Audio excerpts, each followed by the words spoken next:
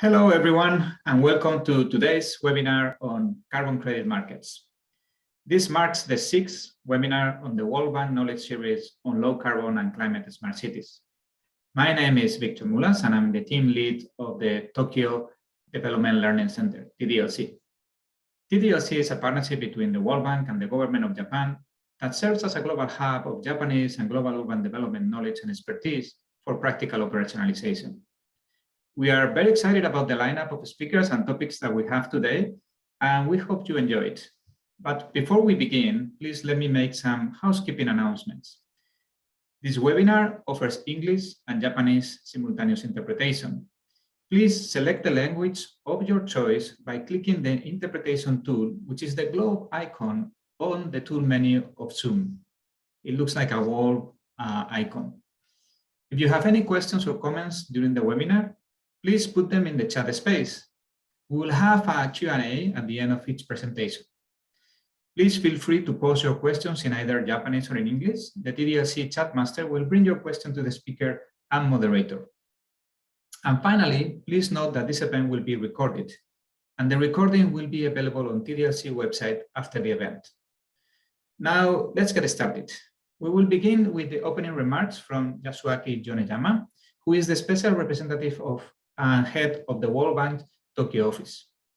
Yoneyama-san, we pass the floor to you. Thank you, Victor, and thank you everyone for joining the knowledge sharing series on low carbon and climate smart cities. This is the 6th event of the series. This event leverages the unique expertise by collaborating with the World Bank's core groups for global practices: urban, disaster risk management, resilience inland, the environment, natural resources, and blue economy, and climate change group. The purpose of this knowledge sharing series is to share practical experiences and emerging trends from Japan and other countries on the development of low carbon and climate smart cities, and hold an open conversation between the practitioners from urban, environmental sectors, and our wider audience of civil leaders, private sector partners, and other stakeholders. Through the past 5 events, we delivered on topics of energy efficient building, sustainable and inclusive solid waste management, low carbon urban transport, climate smart urban form, and cap and trade. We found that audiences are keen on how Japan plans to achieve its carbon neutrality by 2050 and how the Japanese private sector would respond to that. Today, we welcome you to learn on perspective of carbon credit markets in Japan as our 6th event of the series. The recent UN Climate Change Summit, the COP26, was held in Glasgow and saw major pledges from world leaders focusing on cutting methane emissions, tackling deforestation, phasing out coal, and driving clean technology. So-called Glasgow Climate Pact includes emphasis on 1.5 Celsius degree temperature increase, urgent scaling up of mitigation ambition by the parties, re-updating NDC 2030 targets by 2022, and phasing down coal. Since the Kyoto Protocol, Japan has been actively taking many initiatives to climate change and support other countries' efforts to transition to a low-carbon development path while increasing climate resiliency of their infrastructure. In April 2020, Japan announced its bold and ambitious roadmap to tackle the challenge of climate change. It is marked by 3 key milestones. Firstly, Japan's commitment under the UN Climate Change Convention to reduce greenhouse gas emissions by 26% from 2013 levels by 2030. The second milestone is to promote the development of innovative technologies by 2050 that enable Japan to contribute to the reduction in accumulated atmospheric carbon dioxide globally to beyond 0. The third and most ambitious milestone unveiled by the then Prime Minister Suga Yoshihide on October 26, 2020, calls for Japan to achieve net zero GHG emissions by 2050. This bold pledge sets Japan on a course to become carbon neutral in just 30 years. Besides, Japan has various international support to assist the other countries' response to climate change. One such initiative of Japan is Joint Credit Mechanism, the JCM, which was set up in 2013. The JCM is accepted by 17 countries in Asia, Africa, small island developing states, SIDS, Latin America, and the Middle East to support energy efficiency enhancement, renewable energy development, and others. In July 2020, the Ministry of the Environment of Japan launched the JCM Global Partnership with the aim of facilitating multilateral partnerships among the JCM partner countries and relevant stakeholders that are involved in the JCM implementation or interested in market mechanisms under the Paris Agreement. If we look at the private sector, demand for carbon credits is increasing rapidly and may continue to grow in the coming years in response to corporate net zero commitments. Growth in voluntary corporate commitments is the main driving force behind increased carbon credit demand. As of October 2020, 1,565 companies across all continents had adopted commitments to reduce their emissions to net zero. Since last year, some Japanese private firms have also started considering possible use of carbon credits for their corporate compliance. In today's session, we delighted to learn from the experiences of the following experts of the public and private sectors. Mr. Naomi Inoue, Deputy Director for International Strategy on Climate Change, Global Environment Bureau, Ministry of Environment of Japan. Mr. Inoue will share Japan's policy actions for the country's attainment of carbon neutrality by 2050. Then Dr. Noriko Tamiyahase, Deputy Director, Office of Market Mechanisms and Office of Director for International Strategy and Climate Change Division, Global Environment Bureau, and again, Ministry of the Environment in Japan. Dr. Hase will explain the lessons learned in business opportunities of Japan, of joint crediting mechanisms of Japan. Mr. Hiroshi Tomita, Director, PwC Advisory, LLC. Mr. Tomita will share the private sector's experience and interest in carbon credits for the ESG compliance in Japan, and Dr. Hui Leong Kwang, Head, Division of GHG Emission Reduction and Ozone Layer Protection, Department of Climate Change, Ministry of Natural Resources and Environment, Vietnam, for his commentary in the second session from the host country's perspective. I would like to express my gratitude to the government of Japan through the efforts of the World Bank Tokyo Development Learning Center program that have made this event possible. I would also like to thank our World Bank colleagues, Taisei for moderating this event today, and Harry and Angela for providing comments and reflections for 2 of the 3 sessions. Thank you very much, and over to you, Victor. Thank you very much, Yoneyama-san, for kicking us off and for welcoming our participants. Today's event has 3 sessions, and the 3 of them will be moderated by Taisei Matsuki. Taisei is Senior Climate Change Specialist at the World Bank and is one of the co-organizers of this series. I would like now to invite Taisei to the stage. Taisei, the floor is yours. Thank you, Victor. Can you hear me? Okay, great. Good morning, good afternoon, good evening. My name is Taisei, based in Washington, D.C. And then I am a Senior Climate Change Specialist, and then I'm supporting developing countries to develop carbon pricing, especially in the East Asian Pacific region. Today, we are happy to have excellent speakers two from the Ministry of Environment of Japan and one from the private sector, PricewaterhouseCoopers of Japan. The first session is the government of Japan's policy action to achieve carbon neutrality by 2050 in Japan. It's presented by Inoue-san. Inoue-san is the Deputy Director for the International Study on Climate Change, Global Environment Bureau, Ministry of Environment.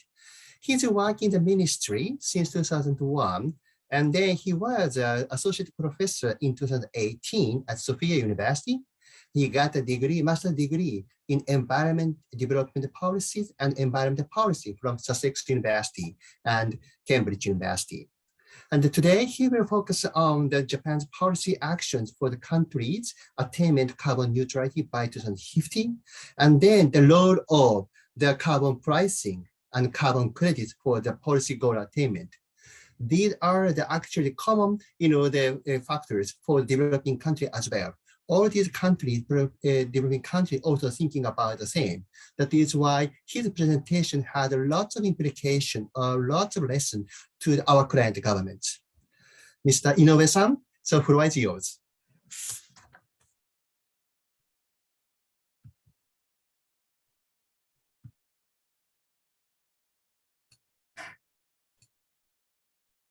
Hi, everyone. My name is Naomi. Thank you for having me here. I'm very happy to have this opportunity to share Japanese government's Japanese experience with you all. So let me share the slides.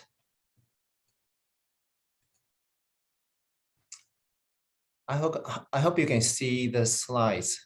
So I'm going to talk about government of Japan's policy actions to achieve carbon neutrality by 2050 in Japan. Since time constraints, I'm just focusing on some key points, and then that is relevant to the financial carbon market issues, which is today's topic.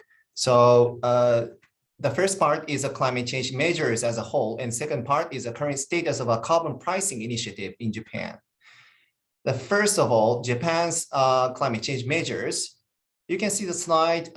This is what's happening since 2020. There are so many things happening, starting from environmental white paper declares climate crisis, and the carbon neutrality declaration has been done in October 2020. And since then, so many things happening. And then, so I'm not talking all of it, but I would like to pay attention to this, draw attention to the chart on the right-hand side. There are some pieces in the climate change actions, finance or industry, or energy or area actions in the regional area. But there is a missing piece here. Lifestyles is something we have to drive forward toward carbon neutrality. And this is one of the focus of the Ministry of the Environment. How can we change the behavior of the people and the business as a whole? Okay, here is a picture of the overall target, NDC target, and the long-term targets for decarbonization.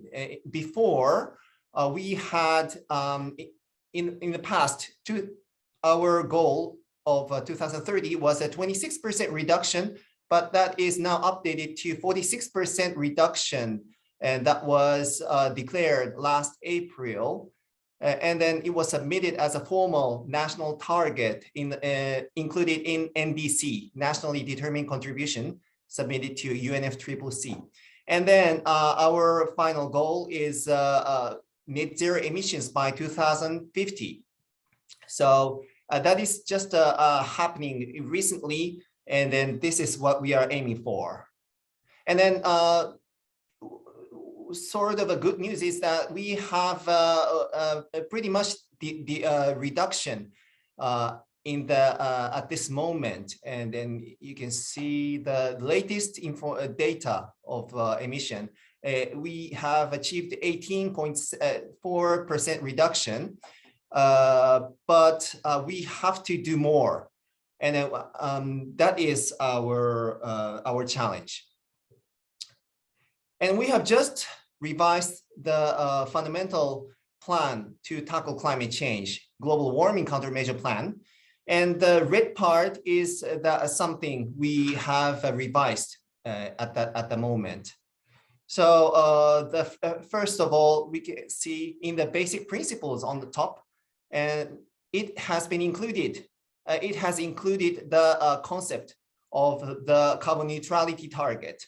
And this is stipulated in the law as well. This is very important because if it's not stipulated in law, then there is a sort of a possibility of being changed. But if it's law, then it's very firm. So now the target is very firm, I would say.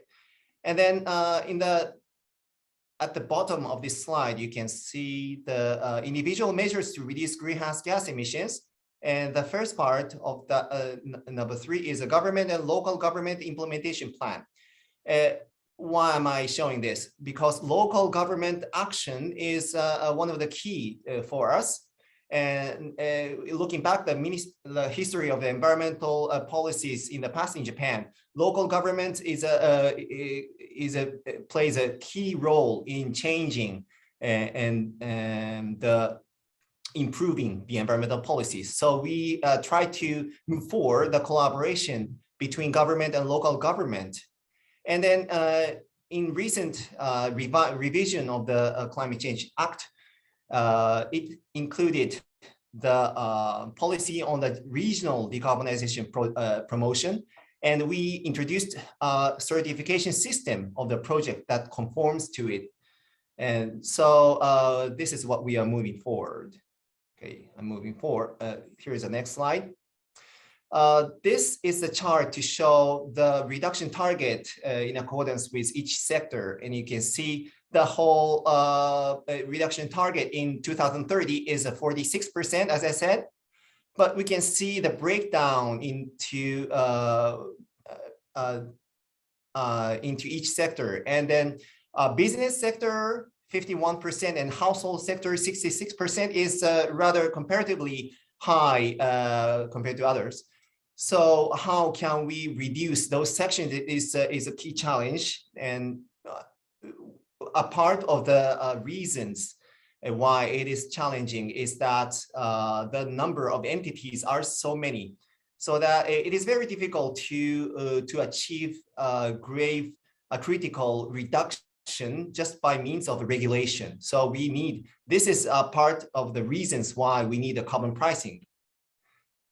Here's the main measures and policies in the global warming countermeasure plan. And first one is a renewable energy and energy saving. So we put this renewable energy policy as a top priority. Okay, so how can we expand the renewable energy is on the top of the agenda. So this is what I should focus. And the second column is industry and transportation. Innovation is a key, of course, and we have the Green Innovation Fund to move forward the innovation to develop the carbon neutrality technology.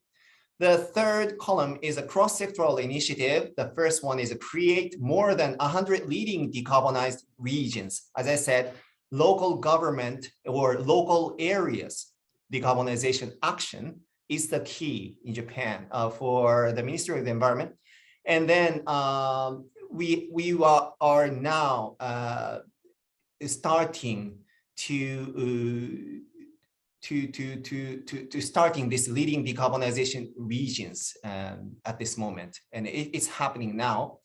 And the good news is that a daunting number of the local governments have declared the net zero emissions, but that is just a starting point. We try to implement and make that happen. And the last one, you can see emission reduction in developing countries overseas by utilizing superior decarbonization technologies. And that we try to make that happen by means partly by JCM, which will be explained by my colleague later in the next session. Here is a long-term strategy as a growth strategy based on the Paris Agreement. We have submitted this long-term strategy, and we can see some focus areas that we want to move forward. The first is energy. And then, as I said, principle of top priority on renewable energy. And then the industry. We try to move forward the energy conservation, but at the same time, decarbonization of heat and manufacturing processes is also the key. Transportation, 100 electric vehicles in new cars in 2035, and community and life.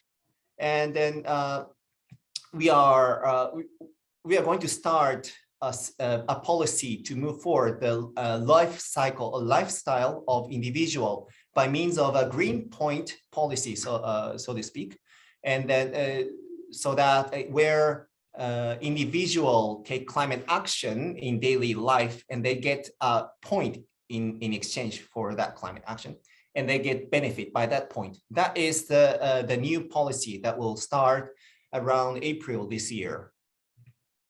And here is some parts, key focus about in stipulating a long-term strategy. And then a part of it is a contribute to growth carbon pricing, as you can see here, which will be explained in the next slide.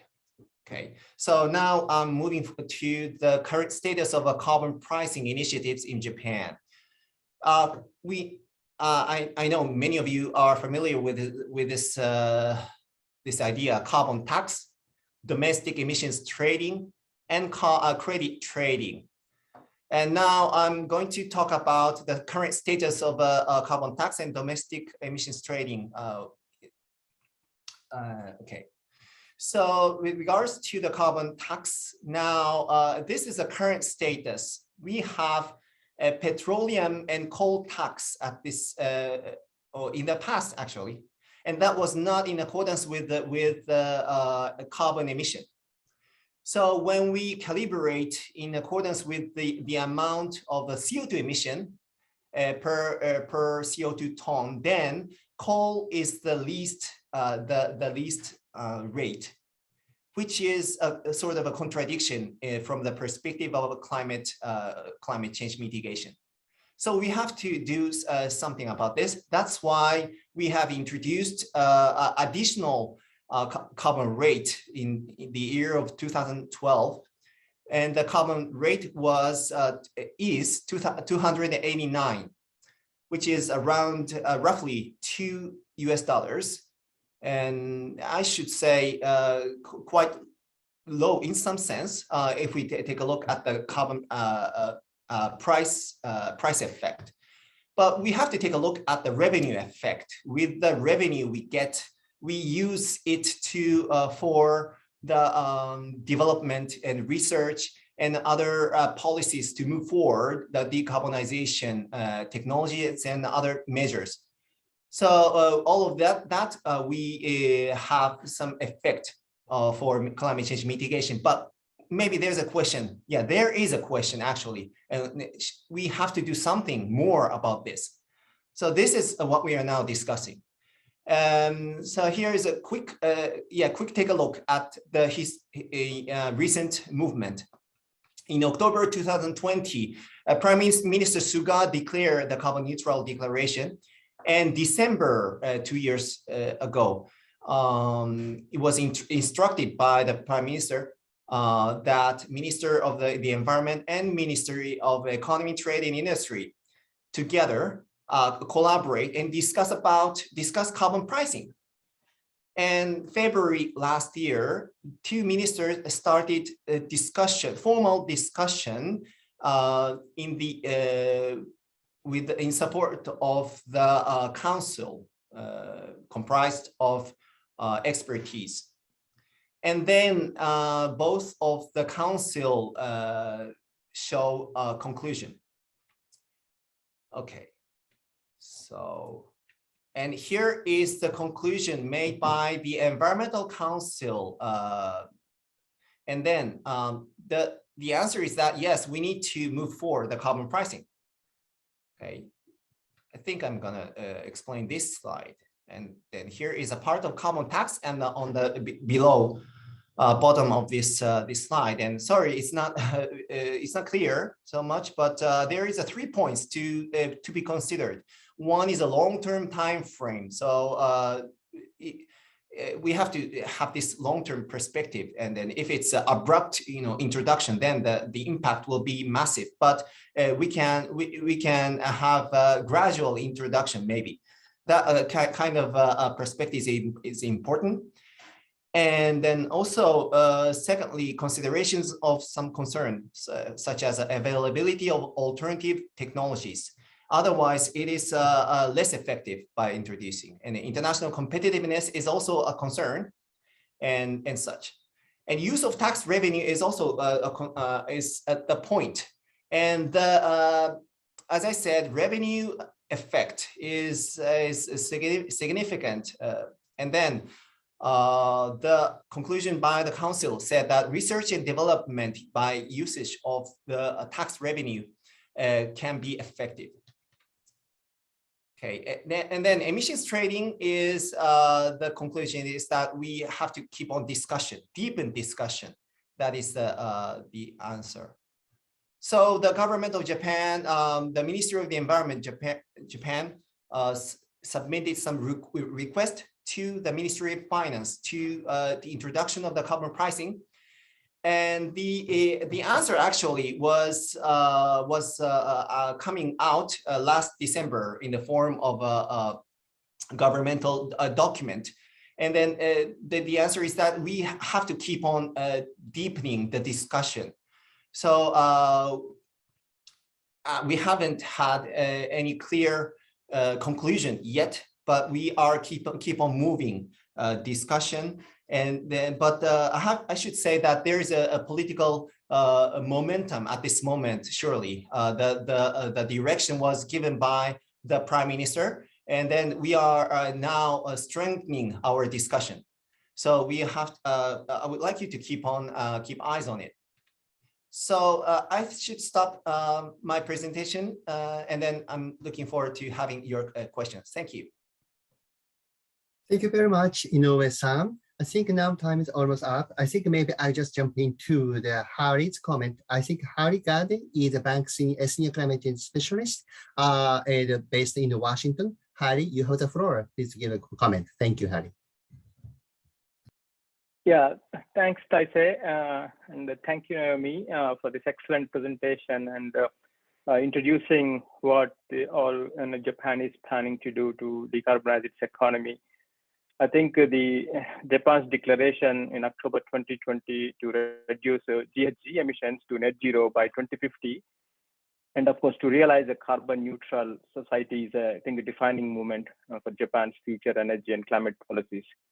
Of course, we all know that Japan is among the most energy efficient economies in the world, and aiming to improve efficiency even further to curtail future energy demand growth. Obviously, the challenge will be to identify where such saving potential is largest and how this potential can be realized cost effectively. I mean, like as you already mentioned, so Japan has diversified its energy mix through the gradual expansion of renewable energy and the restart of nuclear power plants. I think this has benefited both Japan's energy security and of course, climate globally, because Japan's greenhouse gas emissions have now fallen for 5 consecutive years. But as you also highlighted, I mean, so the challenge ahead is considerable. While Japan is, I think, well on track to meet its 2030 climate goals, its dependence on fossil fuels remains high. So that means like a very significant reduction of emissions post 2030 will be necessary in order for you to meet the carbon neutrality. Of course, Japan's strong innovation and technology base will likely to play a vital role in developing the technologies that are needed to achieve climate ambitions.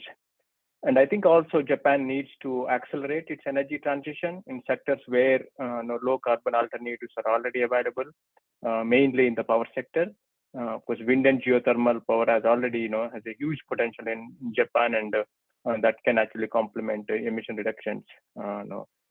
achieved through the expansion of nuclear and solar energy. Notably, I think Japan's green growth strategy, of course, recently introduced hydrogen strategy, and also for long-term innovation strategy, all are going to support achieving the stated objectives. As you mentioned, until now, I think Japan mainly relies on regulatory measures and voluntary agreements to reach its climate goals. A stronger reliance on market-based instruments could be one policy option for Japan to reduce emissions cost effectively. Since the introduction of the action plan to arrest global warming in 1990, in the climate policy, as we have seen in the slide, in Japan evolved in the last 3 decades. Despite the introduction of a voluntary emissions trading scheme in 2005, unfortunately, not much progress has happened to introduce the mandatory national ETS for a variety of reasons, of course. But I think the Tokyo's and then Saitama's, the local emission trading scheme, I think should actually provide a lot of lessons learned, and then how can such systems can be designed in the future, which is, I think, one of the greatest lessons, at least the other countries learn from, mainly from the Tokyo ETS, is like how the design options can be highly driven by domestic factors, and also at the same time adapting to the international context. And I think in one of the slides, it also mentioned, due to the relatively low levels of the carbon tax, and of course also the relatively small coverage of the existing ETS schemes, carbon pricing in Japan mainly results from energy excise taxes on fossil fuels. Japan imposes excise taxes on all fossil fuels, although at lower levels than many other countries. But I think despite these low tax levels, overall energy prices are still high in Japan by international comparison. So that means that there is scope for Japan to make better use of price signals. However, we all know from the elsewhere experience that such price signals need to be designed carefully to limit the negative impacts on end user electricity, which is already high in Japan. I think the green growth strategy of December 2020, it specifically calls for a discussion about carbon border adjustment mechanism to ensure a level playing field for Japanese companies vis-a-vis their foreign competitors. So it seems to be that the strategy is alluding to introduce more robust economic mechanisms by calling for regulatory reform, including market-based tools that could include credit trading, carbon tax, and carbon border adjustments. If that happens, I think this marks a major development in Japan's climate policy, and of course a reversal of its earlier position regarding carbon pricing. Finally, of course, I think it's also encouraging to see developments. For example, I saw today news actually about this start of the Green Transformation System, which is also known as the GX League, to support domestic private companies to meet their carbon neutral goals. In addition to that, of course, there is a huge scope for making joint crediting mechanism much more effective and ambitious, especially by targeting sectoral and policy programs, over the top of the project-based approaches that currently has, and also identifying the synergies between domestic and international carbon markets, including the voluntary markets. JCM also offers many valuable lessons to other countries that hope to get prepared for the Article 6 of the carbon markets. Thanks again for the opportunity for commenting, and over to you, Taisei. Thank you, Harry. Thank you so much. Now we are behind the schedule. That is what we have one quick question, and then after this question, I go into the next session. We got one question from the floor regarding the stakeholder engagement, especially for the change of the behavioral change in the individual. The question is, what can individuals do on a daily basis to contribute realizing low zero carbon society? Mr. Inoue, can I have a quick answer, please? Because we need to finish in 1 minute. Okay. Well, there are so many things. Every action is leading to the future, whether the future you want. So energy saving, and then not using fossil fuel. Well, that is a very simple answer. But I would say personally, I really emphasize the what we eat. What we eat is a choice of it that we have every day, and then actually the food production and then agriculture and the world food supply chain This is one of the big emitting part, and of course, all the production part is emitting, but food is what we have to do every day, and what kind of food we choose is the choice of your future. So yeah, I should stop here, but this is what I'm doing every day actually. I'm just taking a look at the store and then think carefully about what I buy. Okay, thank you very much. Thank you, Inoue-san. For the audience, actually all presentation today will be the access after this meeting. That is why you don't have to worry about if you miss some points. Okay, can I go to the next session? Next session is the lessons and the future of joint creative mechanism. And then this will be presented by Dr. Noriko Tamiyahase. I call her Tami-san. Tami-san is Deputy Director, Office of Market Mechanism, and Office Director for International Strategy on Climate Change Division, Global Environment Bureau, Ministry of Environment, Japan. And then she got the master's degree in international human rights and constitutional law and doctor's degree in law of environmental study. And she served at the various institutions, including non-governmental organization, and then the international organization and governmental organizations for the environmental protection. She is currently in charge of climate change negotiation and institutional arrangement of the joint creative mechanism in the Ministry of Environment. And then she will focus on 2 points. One is the lessons learned of Japan joint creative mechanism. The JCM is very popular in many countries. There are lots of interest.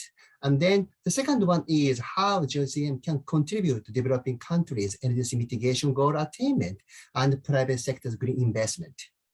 Okay, Tami-san, floor is yours. Thank you, Matsuki-san, and everyone from the World Bank and the participants. Thank you for your introduction and giving an opportunity to introduce JCM activities at this event. And I will to turn off my camera during my presentation for avoiding the technical problem. So the slide number 2, yes, the next slide, please. Many of participants of today's event already well know about the concept of JCM, but let me explain again. So the JCM is under the Article 6 of the Paris Agreement to introduce leading decarbonizing technologies into the partner country. And with that JCM project, we will create a reduction amount by using methodologies and also the validation and verification by third-party entities. And with that credible credit, Japan will use that reduction amount at our NDC. And at COP26, we have finally agreed on the rules on corresponding adjustment or the need of government authorization. So we would like to promote the further reduction using the market mechanism like the Article 6 mechanism. The next slide, please. And today I'd like to introduce as characteristics of JCM 2 points. The first point is the JCM's reference level is set in a conservative manner, below business as usual level. Therefore, the reduction amount to become JCM credits are less than the total reduction amount from business as usual emission levels. So the difference between business as usual level and JCM reference level, this orange part reduction amount at the net emission reduction part remains in the partner country. This reduction will be reflected in the partner country's inventory or NDC. And the next slide, please. The second characteristics is we have lots of financial supporting programs for the joint crediting mechanism. The leading decarbonizing technology is in general, it's quite high cost, but with supporting the initial cost of that introduction, we would like to promote the introduction of leading decarbonizing technologies. And the next slide, please.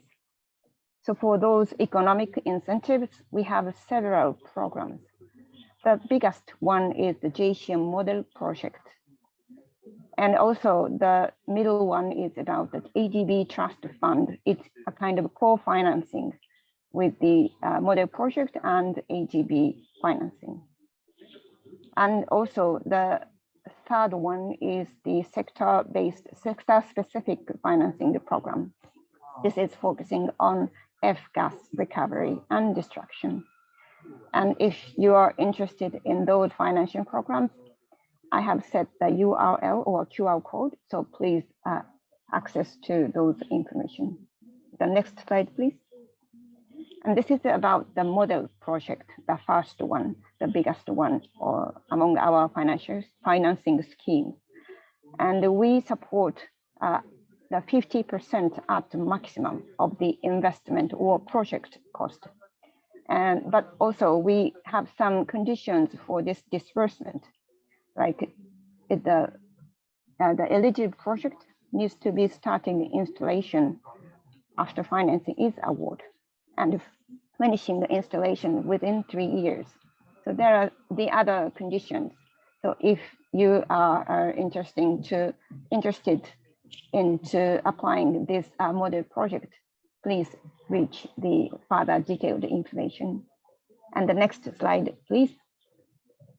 Also, I'd like to introduce this city-to-city collaboration program, as this World Bank's event is also focusing on the smart cities.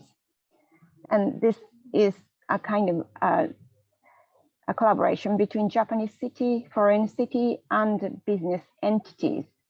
They will promote the decarbonizing activities in Tokyo and introducing the technologies. And also there is some capacity building for local staff. This staff means sometimes for the bureaucratic administrative staff. At the same time, the business sector staff to understand the real lifestyle change for decarbonization. And the next slide, please. And today I also like to introduce 2 examples of co-financing. In the previous slide, I explained about the co-financing with AGB, but this is the example with the co-financing with JBIC.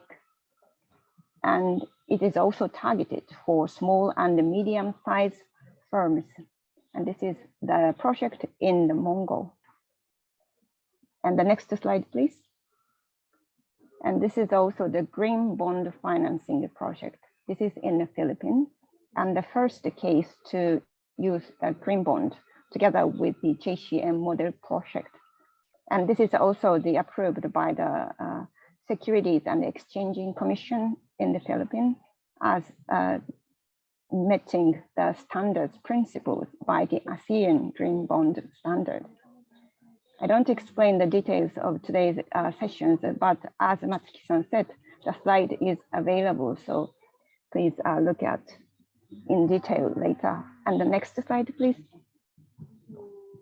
And also, I'd like to introduce 2 more examples of some kind of the expansion of examples. At the first time, we will support some introduction of low decarbonizing technologies with JCM model project. But for some cases, those introduction is ongoing by business space without our financing schemes. So this is an example about the amorphous transfers.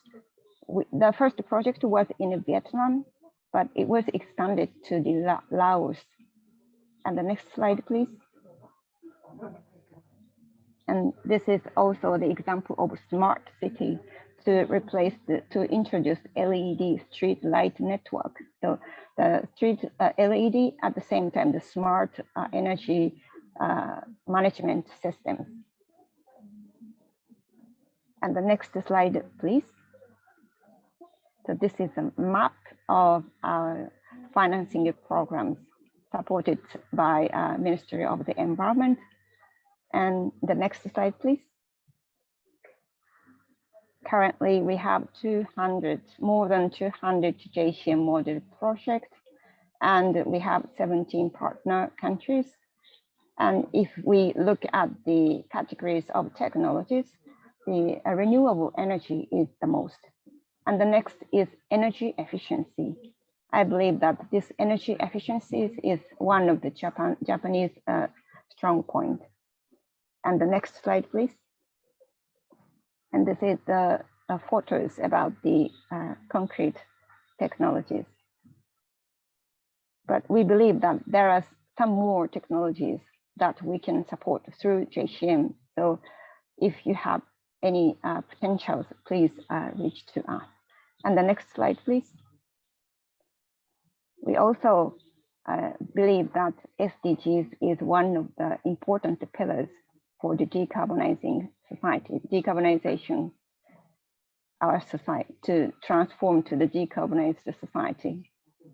And we have made guidebooks about the SDGs, and this is specialized for the JCM project, not only for the greenhouse gases reduction, but also we would like to contribute more better society to meeting the SDGs through JCM. And the next slide, please. So by the completion of Paris Rulebook, especially for the Article 6 market mechanisms, from now on, Japan would like to take 3 actions through JCM. The first is expanding our partner countries and projects. And second one is to expand our financing programs. I introduced the public finance, but also we need some potential from the business sectors. As I explained, there are some examples of expanding the introduction of low carbon technologies on business space. So we'd like to explore this possibility too. And the third one is about capacity building through the JCM. And the next slide, please. Oh, sorry. The last one, the slide, this slide was the last. But as for the challenges of developing carbon market, we think we need to think about 3 dimensions. The first is the demand of credit, and the second one is the supply of credit, and the third one is infrastructure for trading. And for the demand side, we need a strict reduction target and strong commitment. We need NDC and also domestic policies. This strict reduction target, commitment, and policies is ensure the strong demand of carbon trading. And as for the supply side, JCM is the supply side scheme, and we need some improvement of our administration. But also with the completion of Paris Rulebook, we need more procedures like corresponding adjustments. So domestically, we are now developing those procedures. And the last one is infrastructure for trading. We might need some venue for trading like stock exchange. So this is those infrastructure was also needed for enhancing the carbon market.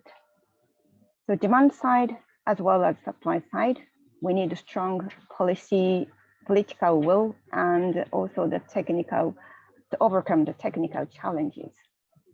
And also for the private sectors, we believe that we need to ensure perspective. And we believe we know that there are lots of challenges, and also there are lots of things that we can do. So we would like to continue our activities through JCM and for the carbon market for the world. Thank you very much. Thank you so much. Thank you very much. Actually, the JCM is a leading example of the Article 6 of Paris Agreement. Its flexible mechanism. It's very interesting and very encouraging. Now we have an excellent commentator from Vietnam, Dr. Hui Ruong Kwam. He is the head of Division of GHG Emission Reduction and Ozone Layer Protection, Department of Climate Change, Ministry of Natural Resources and Environment, Vietnam. He is a key person of the Vietnam's climate mitigation policy, including carbon pricing. We are very happy to have him. Dr. Hui, you have the floor.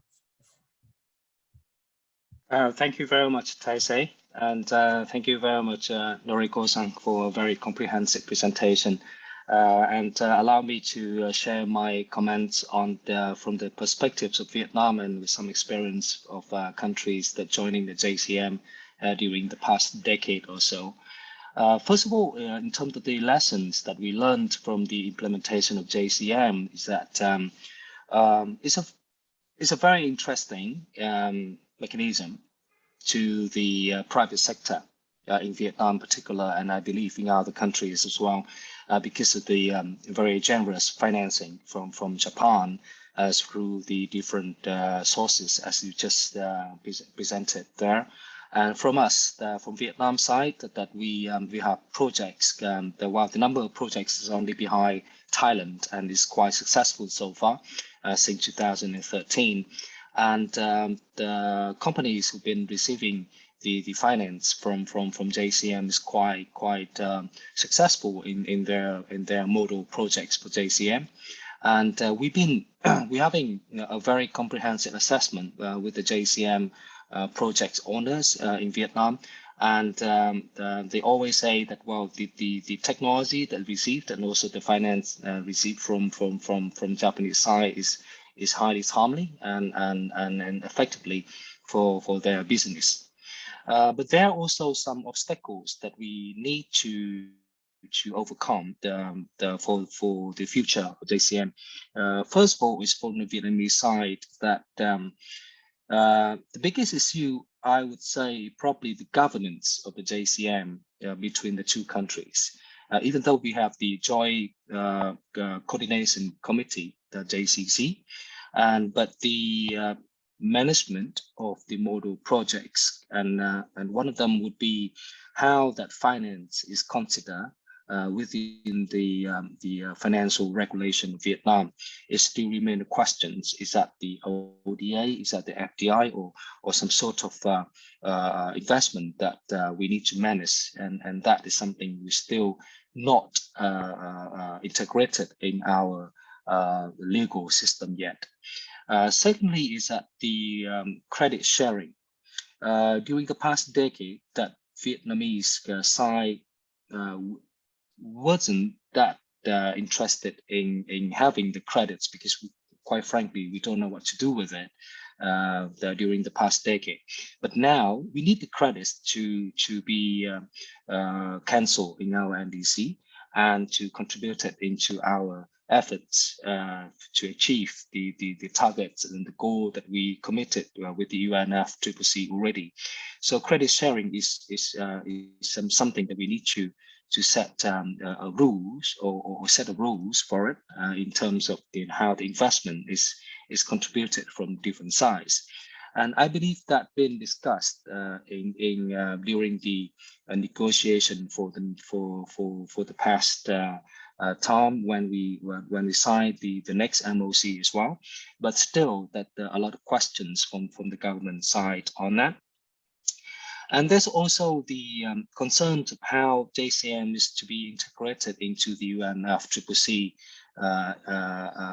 issue, and that Article 6. I mean, and that remains a question as well, because we have to follow the rules and also the national crediting mechanism as well. For the future, it's all about providing the solution to achieve the net zero statement that we made at COP26, and using the Japanese state-of-the-art technologies. That would be something very, very interesting for us. But we need to address the issue that remains during the past MOC between the Vietnamese and Japanese side.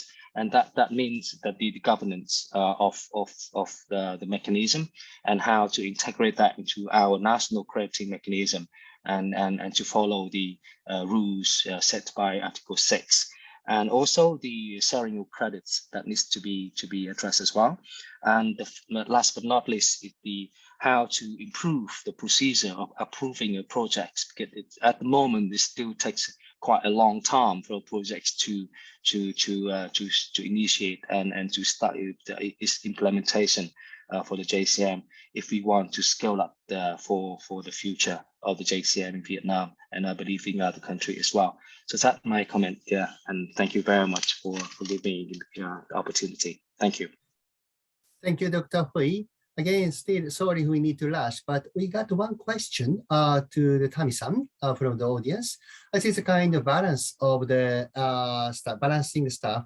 The question is, let me read the question. How do you think that it is possible to take a balancing of business, economic development, and other components like human rights, environmental rights, cultural rights, social rights, etc., in the context of human security and the capability approach?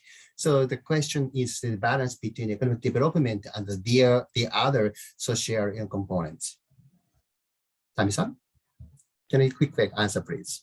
Thank you very much. Human rights and other human rights security issues has a long history since the beginning of carbon market mechanism like CDM.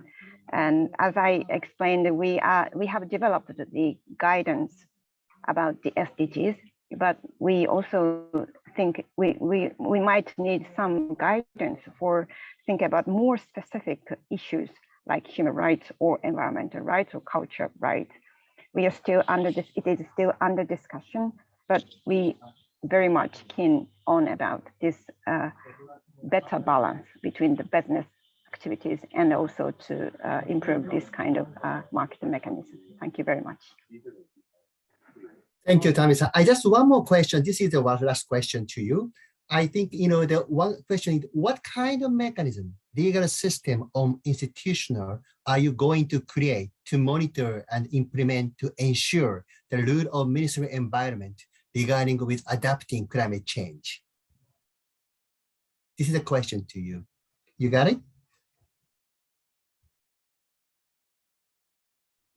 Thank you very much. The legal system is about the carbon JCM in general. Is it the question? It's not quite clear, more a general one. So we have the law about the global warming countermeasures. We have the law, and under that law, we installed that net zero commitment by 2050. So under that strong commitment, we developed the countermeasures plan and we follow up that plan every year. And we also review that plan every 3 years. So this is our mechanisms to ensure the decarbonizing policies in Japan. So this is a kind of a legal framework in Japan. Thank you very much, Tami-san. Okay, so if there are no questions, I would like to go to the next session, session 3. Thank you very much, Tami-san, once again. So session 3 is on the Japanese private sector's view and interest in carbon credits. We hear the Japanese policy, environmental climate policy, and then what the role of carbon credit and what the status and the future of JCM. Now we can hear the Japanese private sector's insights and projection about carbon market. It's presented by Tomita-san. Tomita-san is the director of PwC Advisory. Between 1997 and 2008, he worked at Inter-American Development Bank and Japan Bank for International Cooperation. After that, he joined BNP Paribas and Fortis Bank. There, he engaged in the environment and power projects.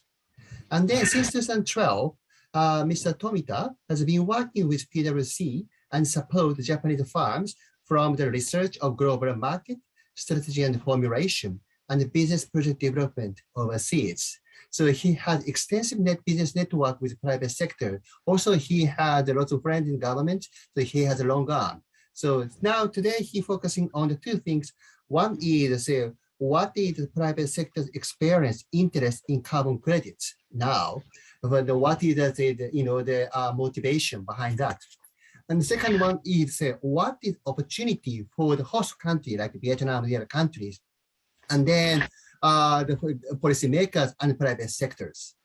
Okay, Tomita-san, floor is yours.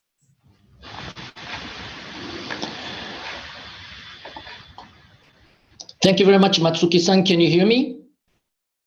Yes, very well. Okay, thank you very much. And it is my honor to take a part in this important event that is the talk about the private sector perspective for the carbon market in Japan.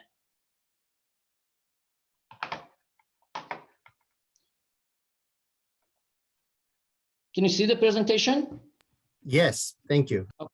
Thank you very much. And then today, I would like to talk about the Japanese perspective on the private sector view on interest in carbon credits with some historical background to the history of the Kyoto Protocol as well, how the private sector incorporated in this like a new market that we are observing now.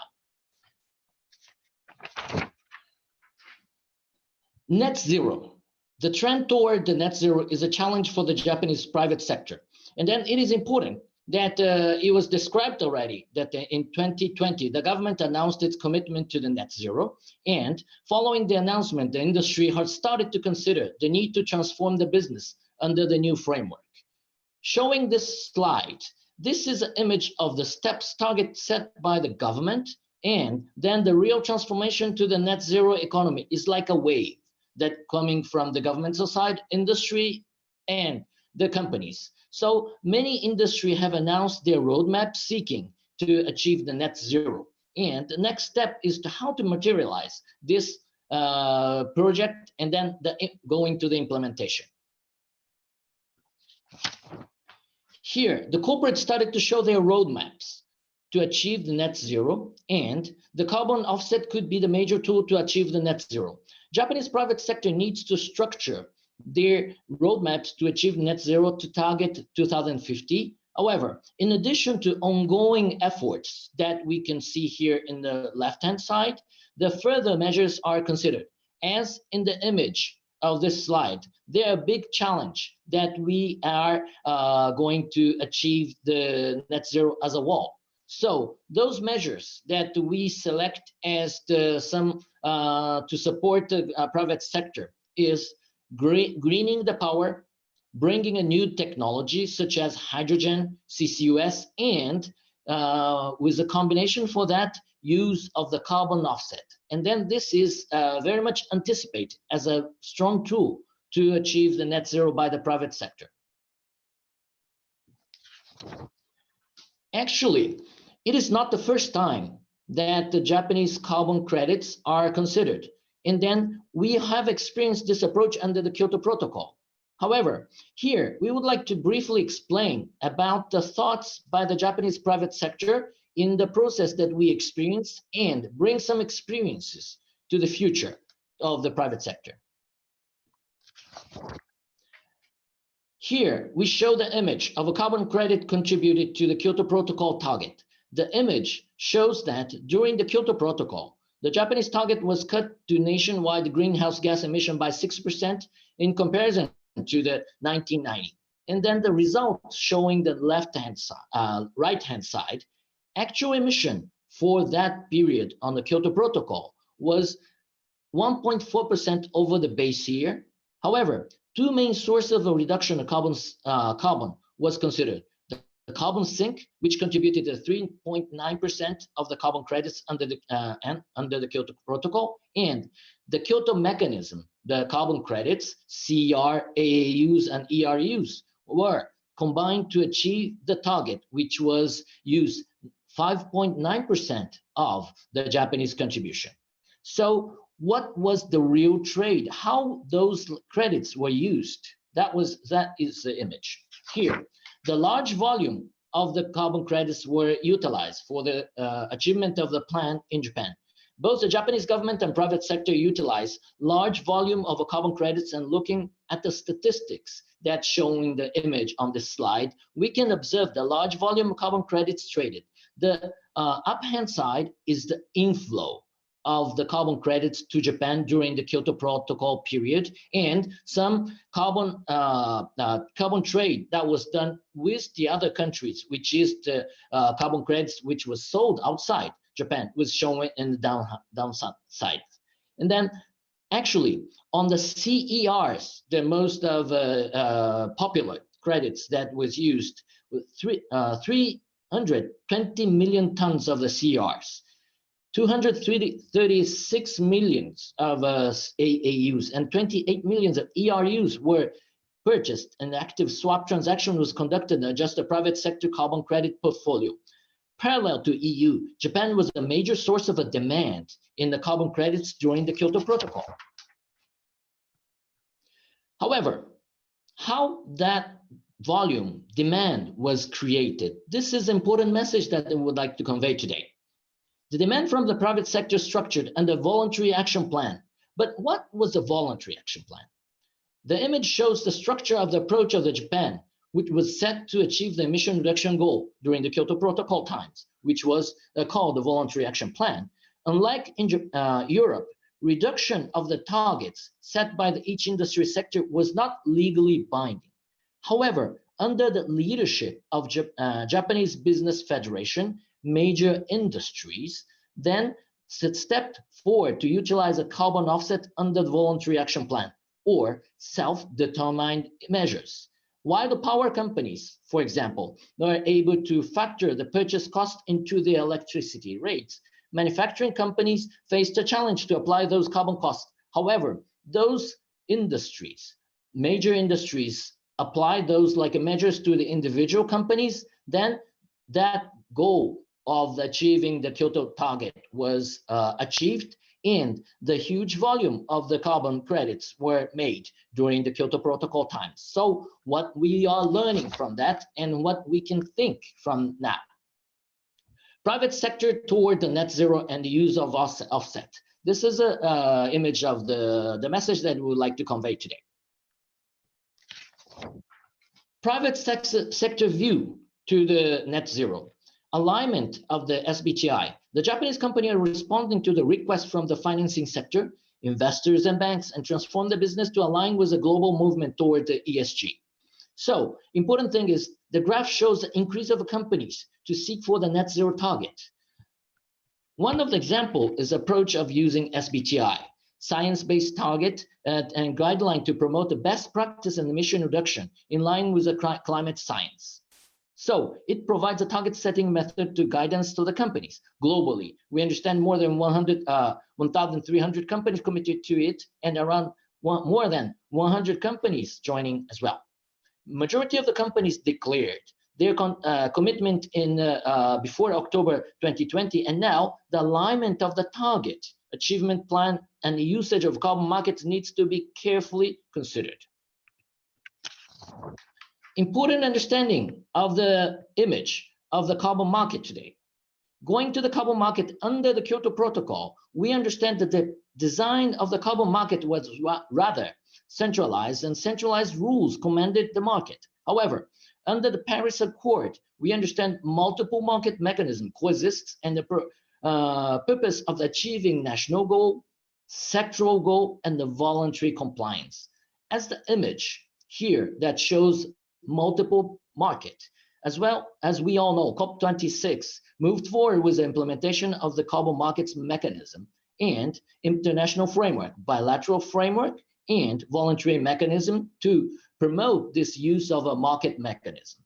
Coexistence of these mechanisms is the private sector needs to know how to consider which market to use and which is the plan that they can achieve of the net zero target. So the movement of some private sector is something that we would like to convey as a message today. Some example of the current use of carbon credits, ETS, by the Japanese private sector. We are just starting to observe the actions by the private sector. For example, that we would like to show today is already ongoing. Application of a carbon credits, ETS, and equivalent tools such as renewable energy certificates started to be utilized by multiple Japanese companies as follows. From the left-hand side to the right.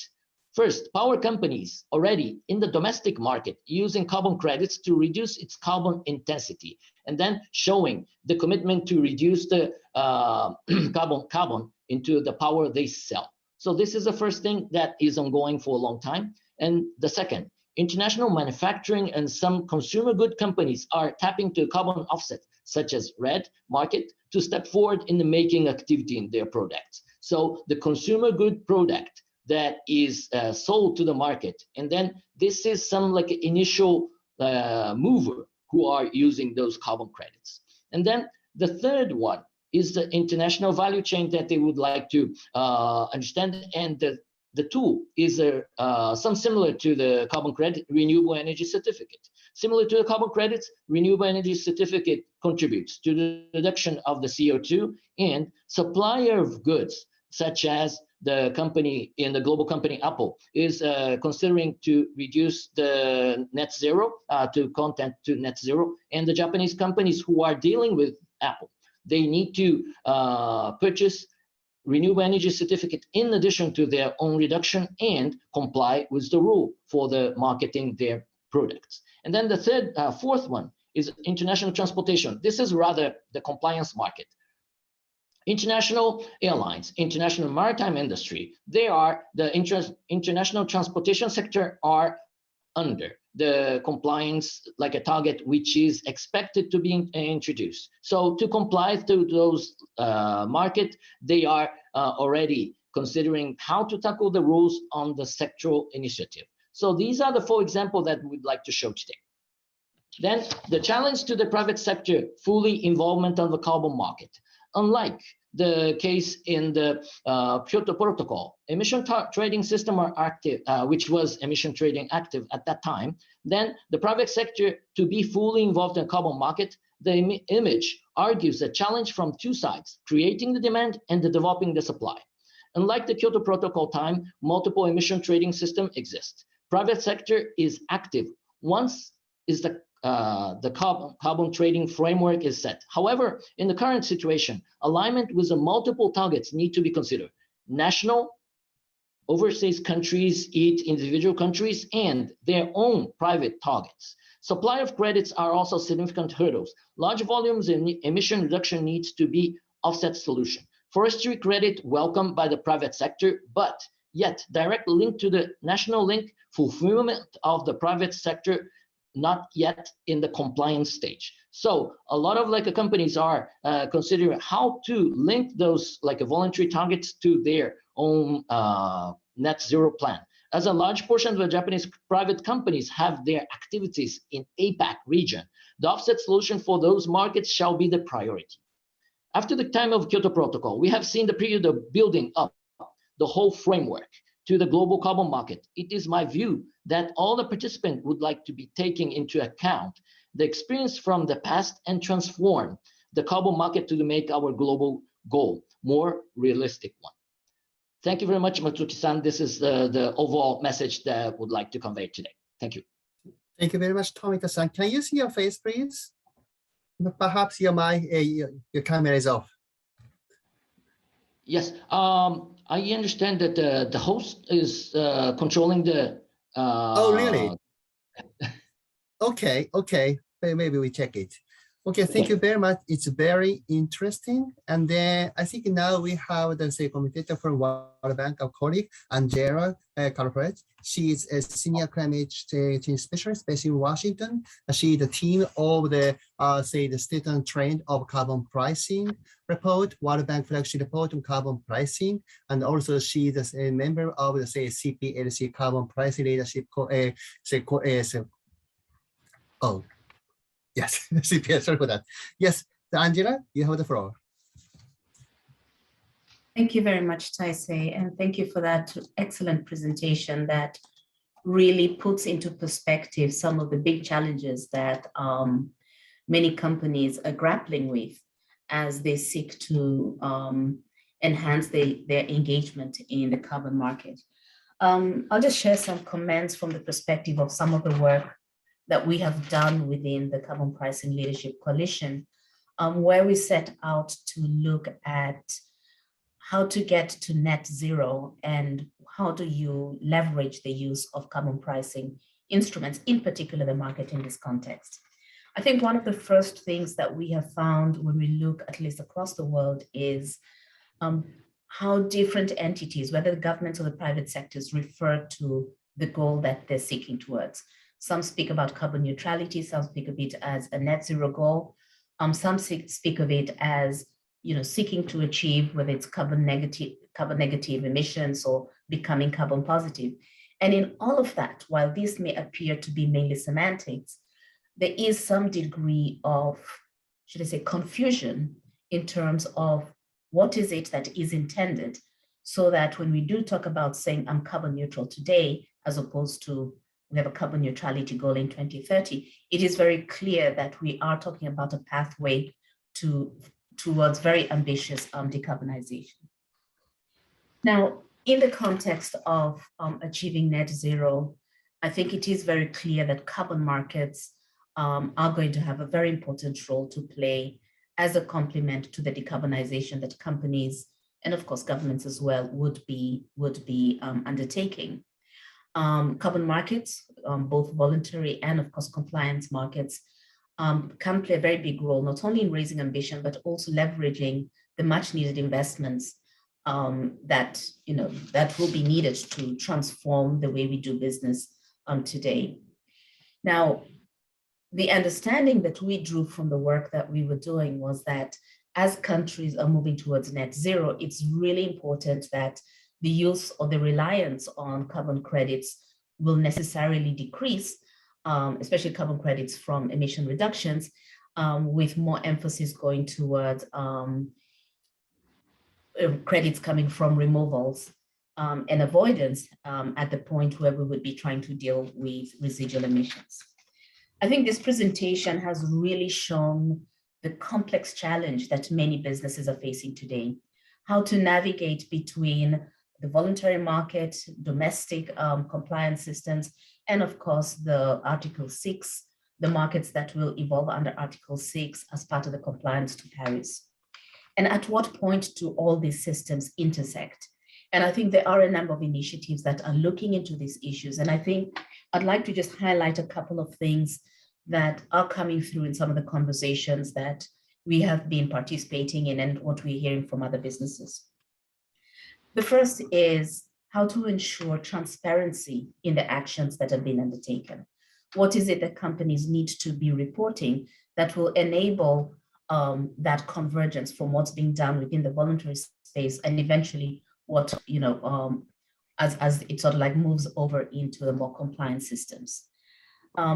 Thinking through what are those accounting systems that will enable us to be able to track and identify these credits as they move through the systems, and of course to enable governments as they also seek to authorize, and of course as we have really underlined within the work that we did, to avoid any chance of double counting and thus of course undermining the integrity of the system.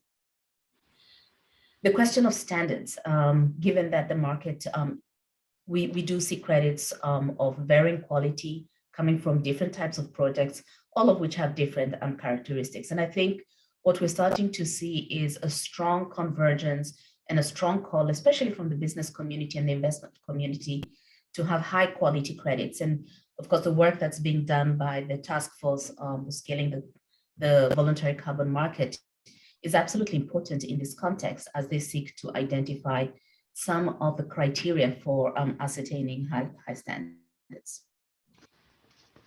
An important issue, and this is one also being picked up in another initiative, the Voluntary Carbon Market Integrity Initiative, relates to how you articulate the efforts that are being made. Of course, we can all wait until 2030 and then see what the results are, or 2050, but it's really important to give the confidence both to the consumers as well as to the investors today of the progress that's being made. So how do we articulate the claims that corporates are making in terms of the progress that they're making, how they're using these credits, how they relate to their overall decarbonization strategy? And in that context, again, I'd circle back to the question of the transparency and the information that is provided and coming up with common frameworks for that. The presentation before this on the JCM highlighted how issues around the socioeconomic benefits and the contributions to SDGs are also taken into account. And I think this is important to make the link when looking also at how corporates use credits, because the broader benefit base is of particular importance, because I think right now there is a changing mindset in terms of using the market, not just to solely to reduce costs, but using the market also to improve the quality of the climate change actions that have been undertaken. And therefore, much of what's been done by the Japanese government, by Japanese industry is highly commendable, because the experiences to date are what we really will be basing the future global guidance and drawing from that as we look to see how we can also empower other stakeholders to do more. I will conclude by just saying that in all these international processes and also within the work that we do within the CPLC, evidence-based information is absolutely critical. The experiences of companies, what has worked, what has not worked, where do you see opportunity, and where would you also see possibilities for partnership also with the public sector to strengthen the possibilities for facilitation.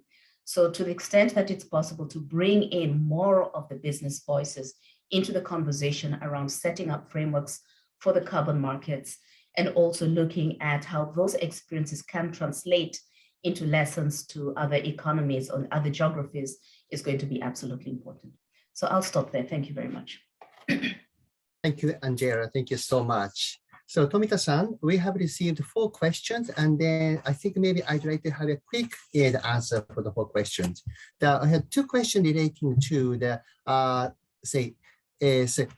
science-based initiative. First one is science-based initiative mean the tool of understanding the IPCC or academia and entering into stakeholders as each company goal. She's asking, what is that one?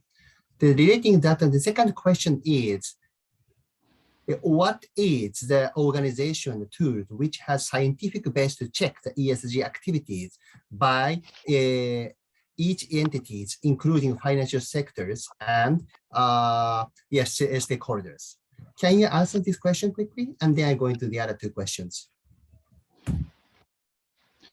Thank you very much. I understand that the science-based target is the recent the movement, the global movement by the NGO, which led the understanding of those the link to the target and the companies understanding. So we understand these the one is not on the official a governmental or United Nations who leads, but the more coming from a private sector voluntary a target of organization, which is the organizing those SBTI.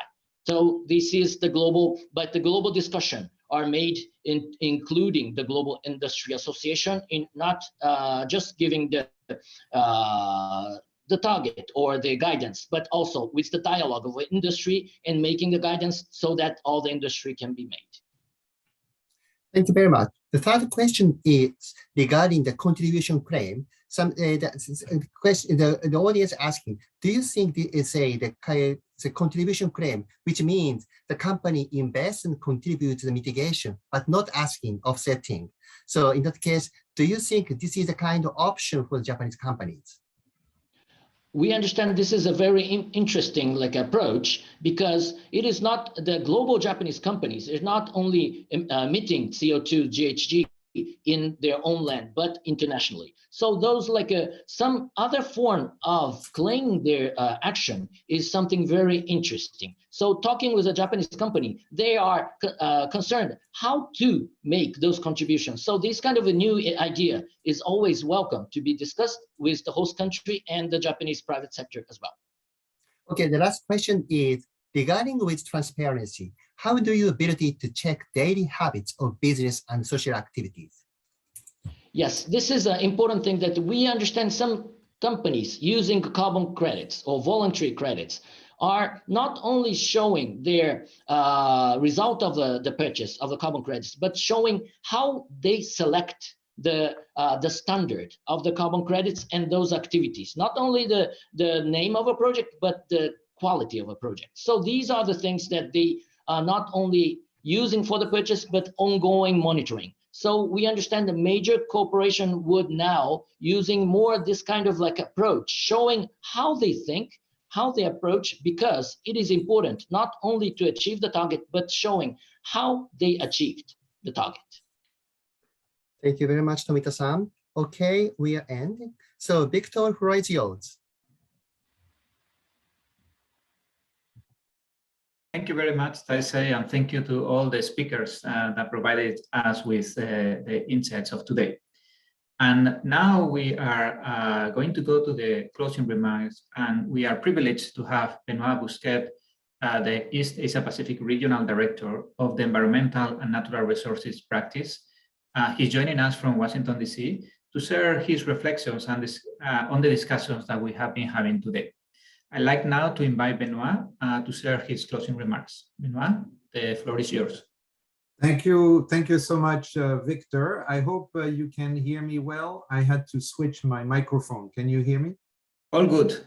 Very good. Okay, this is great. Well, what a pleasure for me to be a part of this sixth event of the series on low carbon climate smart cities today. Clearly, the importance of reducing carbon emissions and developing low carbon and climate resilient, climate smart, really, cities is extremely relevant for an institution like the World Bank, and in particular in the region that I cover, which is, as Victor said, East Asia and the Pacific. I would like to thank the government of Japan through the Tokyo Development Learning Center for having made this event possible. And I'm really honored to offer a few thoughts to bring this event to a close. I would like to thank Inoue-san and Tami-san from the Ministry of Environment of Japan and Tomita-san from PricewaterhouseCoopers Japan for their informative and comprehensive presentations. I also appreciated Dr. Hui's excellent comments on the joint crediting mechanism from a host country's perspective in session 2, and my colleagues Harry and Angela for their remarks on sessions 1 and 2. So thank you very much, everybody. Let me give you a little bit of a historical perspective. Over the past 2 decades, the Japanese government and private sector have been important really development partners for the World Bank Group. They have actively participated and contributed to the World Bank's various initiatives on carbon pricing and carbon markets, all the way back to the very first initiative, the Prototype Carbon Fund, but a multitude of other funds as well, and initiatives like the Partnership for Market Readiness, the Partnership for Market Implementation, the Carbon Pricing Leadership Coalition, and now also the Climate Warehouse Initiative. And I actually remember quite fondly my own visits to Japan back in the years of the Prototype Carbon Fund and Biocarbon Fund, and all the illuminating exchanges with colleagues who were Japanese secondees from private power companies, trading houses, or even JBIC. And so it's great to be here and see all the progress that Japan has made. And what we heard today from the 3 speakers is very informative and helpful for developing countries and emerging economies, the private sector and development partners who may want to really understand Japan's public and private sector engagement in the fight against climate change. Inoue-san, for his part, covered the government of Japan's policy actions to achieve carbon neutrality by 2050. He showed some very interesting slides there and recognized the challenges.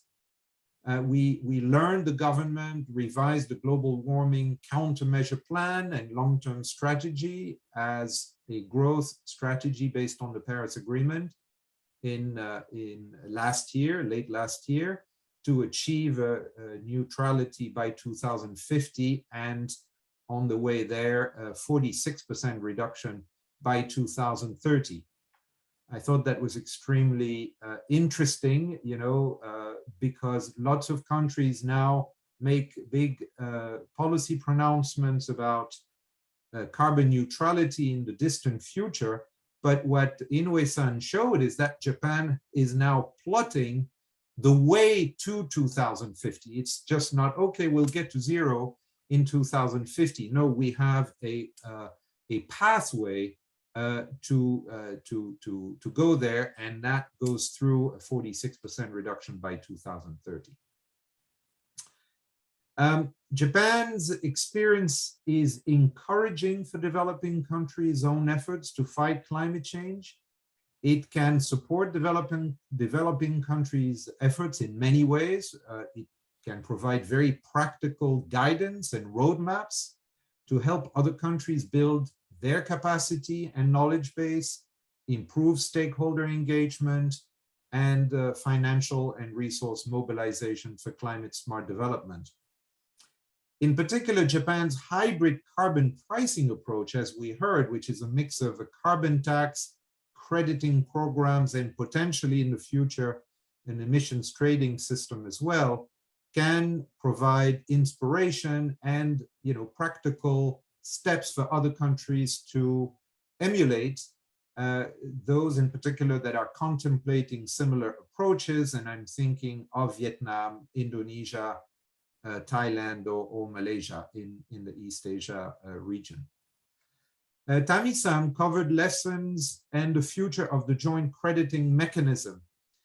And as she touched upon in her presentation, with the successful conclusion of the rule book for Article 6, the negotiations for the rule book for Article 6, carbon markets are expected to expand.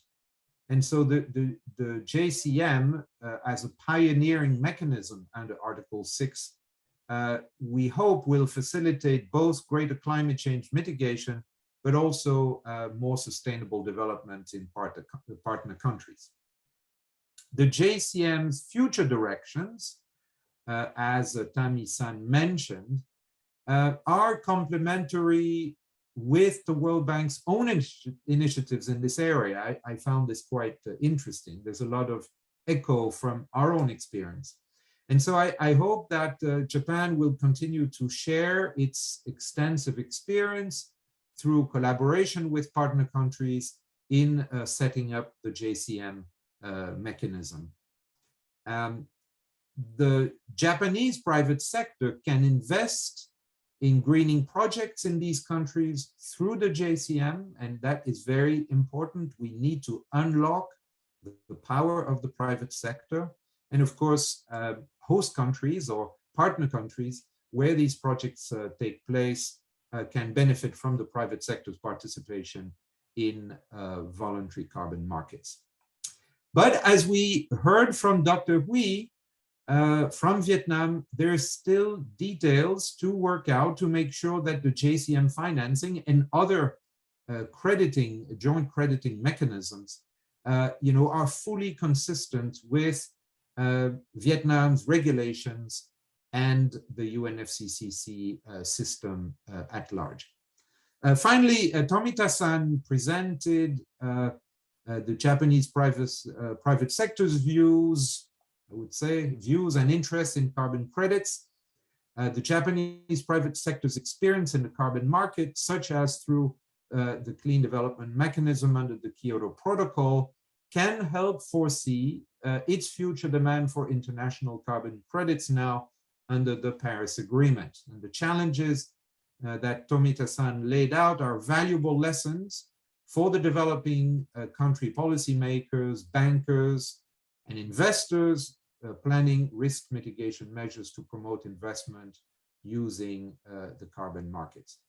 Undoubtedly, the private sector's engagement in climate action, especially low carbon development, is essential. Among the public and private sectors in the East Asia and Pacific region, the interest in the voluntary carbon markets is growing. We can see that. And so what the private sector from more advanced economies, including Japan, is planning to do obviously matters for the policy and business planning of developing countries. So, ladies and gentlemen, friends, let me conclude by repeating the World Bank's gratitude to the government of Japan, the World Bank Tokyo Development Learning Center program, and all the speakers for their insightful and honest presentations. This was a very useful event in my eyes, and we look forward to our continued cooperation. Thank you so much. Thank you very much, Benoit, for extracting some key lessons from our discussion and for those closing reflections. And with this, we conclude this event, but please stay tuned for our future events as we continue to explore the path toward low carbon cities together. More details will be shared by emails and posts on the TDLC webpage. So let me finish with a big thank you to all of our speakers and participants, and especially a big thank you to the audience. We do these events for you, and we're very happy to have a very good audience with us. So thank you for joining us, and looking forward to seeing you next time. Have a great day. Goodbye.